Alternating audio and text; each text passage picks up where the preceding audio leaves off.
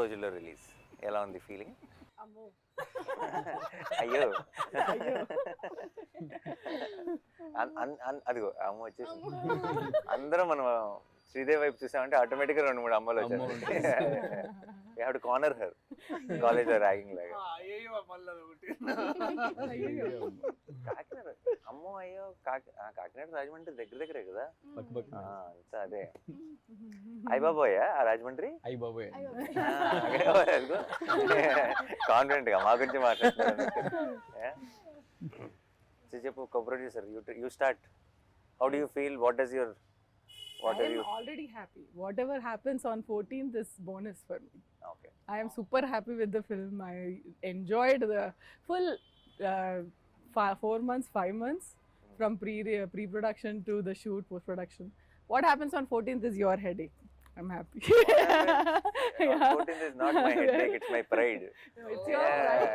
I am already super happy Yeah. with the film. First film you would have had some ఇలా ఉంటుందేమో ఆ feeling. మనం ఒక cinema తీసేసి రిలీజ్కి ముందు అని ఒకటి ఏదో ఒక ఊహ ఉంటుంది కదా, ఆ ఊహలాగే ఉందా? దానికంటే వేరుగా ఉందా? ఎలా ఉంది? డెఫినెట్గా బియాండ్ దట్ సార్. నేను ఊహించింది ఇంకా తక్కువే ఊహించుంటాను. బట్ ఇప్పుడు ఎక్స్పీరియన్స్ చేస్తుంది అయితే చాలా, అంటే ఇట్లాంటిది నేను ఎప్పుడు అనుకోలేదు, బట్ అది జరుగుతుంది. కానీ నర్వస్నెస్, ఎక్సైట్మెంట్ వీటన్నిటికన్నా ఇంకేదో సార్ అది. నీకు అంటే బీన్ దేర్, అంటే నాట్ యాజ్ అ డైరెక్టర్ కానీ బట్ ఐ బీన్ దేర్ కాబట్టి నీకు నాకు తెలిసిన ఇద్దరు ఆల్రెడీ ఉండదు నీకు, అండ్ రోజులు లెక్క పెడుతుంటావు. ఎవ్రీడే మార్నింగ్ ఇంకొక రోజు దగ్గరకు వచ్చాం రిలీజ్కి అన్న ఫీలింగ్. అది ఇంకా నీకు as you go closer it get ఏమంటారు, ఇంకా స్లో అవుతుంది టైం.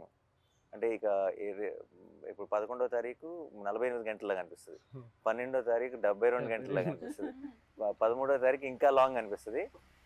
బట్ ఎక్స్పీరియన్స్తో చెప్తున్నా, 14 నుంచి నీకు ఒక వారం రోజులు ఎప్పుడు వెళ్ళిపోయిందో తెలియదు, అండ్ అలా వెళ్ళిపోతుంది, మ్యాజిక్ లాగా మాయమైపోతుంది.